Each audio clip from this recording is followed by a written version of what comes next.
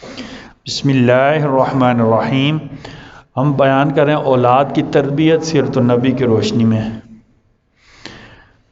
اب یہاں تک پہنچیں کہ 7 سال کی عمر ہو جانے پر بچوں کو نماز کا عادی بنانا اور 10 سال کی عمر ہونے پر نماز نہ پڑھے تو تنبیہ کرنا، سزا دینا۔ سزا دینے کا مطلب یہ نہیں کہ ڈنڈا اٹھا کر مارنا شروع کر دیں، تنبیہ کرنا، ٹھیک ہے۔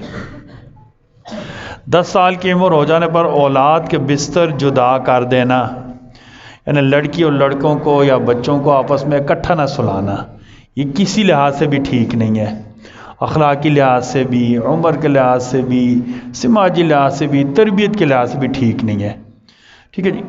اچھا، نیکی کے کاموں میں ان سے تعاون کرنا۔ اچھا، عقائد حقہ، توحید، رسالت اور اس طرح کے جو عقائد جو مسلمان کی لازمی ہے، ٹھیک ہے نا، اور اللہ کے ساتھ تعلق کی ترغیب کے ساتھ تربیت کرنا۔ آپ صلی اللہ علیہ وسلم معمول مبارک یہ تھا کہ آپ صلی اللہ علیہ وسلم چھوٹے بچوں کی فکری تربیت فرماتے تھے۔ فکری تربیت کس کو کہتے ہیں؟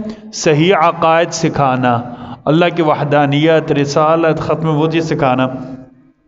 عبداللہ بن عباس جو نبی کریم صلی اللہ علیہ وسلم کے چچا کے بیٹے بھی ہیں اور آپ کی زوجہ سیدہ میمونہ کے بھانجے بھی ہیں، وہ فرماتے ہیں کہ میں چھوٹا سا تھا تو نبی کریم صلی اللہ علیہ وسلم نے ایک مرتبہ مجھے کہا، بچے میں تجھے چند باتیں سکھلاتا ہوں، تو ان باتوں کو یاد کر لے، ٹھیک ہے جی۔ وہ باتیں کیا تھی؟ سب سے پہلے کہا اللہ تعالیٰ کے احکام کی حفاظت کر۔ اللہ کے احکام کیا ہیں؟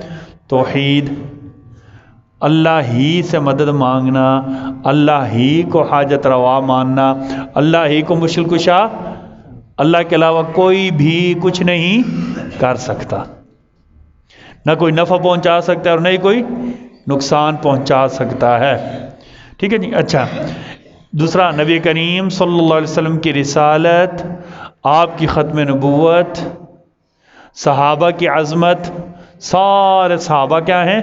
حق ہے اور معیار حق ہے۔ اہل بیت کی عزت، آپ صلی اللہ علیہ وسلم کے خاندان کی عزت، ٹھیک ہے نا، یہ سکھانا، ٹھیک ہے نا۔ فرمایا عبداللہ اللہ کے احکام کی حفاظت کر، اللہ تیری حفاظت کریں گے۔ نماز پڑھو گے اللہ آپ کی حفاظت کریں گے، روزہ رکھو گے اللہ آپ کی حفاظت کریں گے۔ اچھا، اور اللہ کے احکام کی حفاظت کر، تو ہر وقت اللہ کو سامنے پائے گا، یعنی اللہ تیری مدد کریں گے۔ بچے کو بچپن ہی سے اچھے عقائد سکھانا، ٹھیک ہے نا، اولاد سے نرمی کا برتاؤ کرنا، اولاد سے ہمیشہ نرمی کا برتاؤ کرنا۔ اللہ تعالیٰ ہم سب کو کہنے سننے سے زیادہ عمل کی توفیق عطا فرمائے۔ ربنا تقبل منا انك انت السميع العليم وتب علينا انك انت التواب الرحيم رضينا بالله ربا وبالاسلام دينا بمحمد صلى الله عليه وسلم رسولا ونبيا آمين۔